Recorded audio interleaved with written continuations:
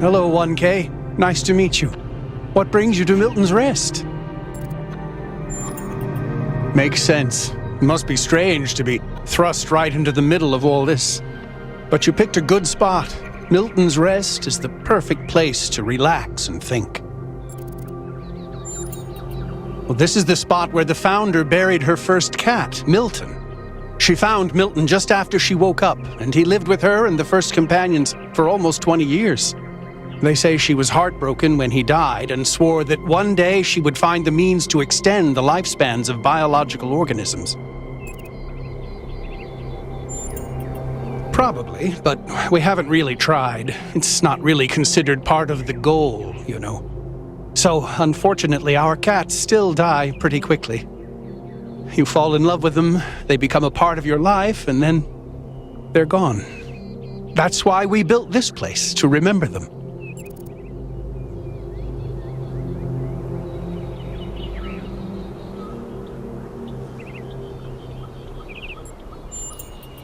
I'm sorry, but why? I mean, it sounds profound, but is it really? Death is natural, so is disease, pain, extinction. That doesn't mean we just shrug and ignore it. If we love something, we protect it. Even if I do everything right, eventually I will watch every cat I love die of kidney failure. What's good about that? Putting aside fortune cookie platitudes, how can we look at suffering and death and declare it good?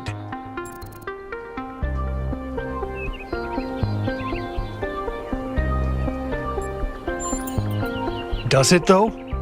Or is that something our ancestors told themselves because they were afraid to die? Because I've lived longer than most ancients did, and I still have tons of things I'd like to do. And a cat can sleep and eat and play forever. Isn't that a beautiful thought? Sure. Yeah. Can't you? Oh, you're right. Sorry, I feel kind of embarrassed. Throwing all this heavy philosophical stuff at you when you've only just joined us. My apologies, 1K. Let's talk about something lighter. They're incredibly odd creatures. I've had many, and no two are alike. They have strange habits, they do unexpected things, they have zero respect for anyone. They're the weirdos of the animal kingdom, basically. And despite that, or maybe because of it, they end up running your life.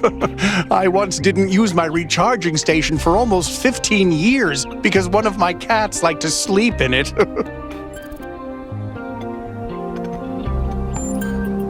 I think the most amazing fact about cats is that they self-domesticated, which is another way of saying that they're not properly domesticated at all. They just showed up one day and decided to start living with our ancestors. Then, after our ancestors died, they went back to living in the wild, and when we showed up, they moved right back into our homes. Dogs, meanwhile, turned back into wolves. They needed to change to survive. Cats just are.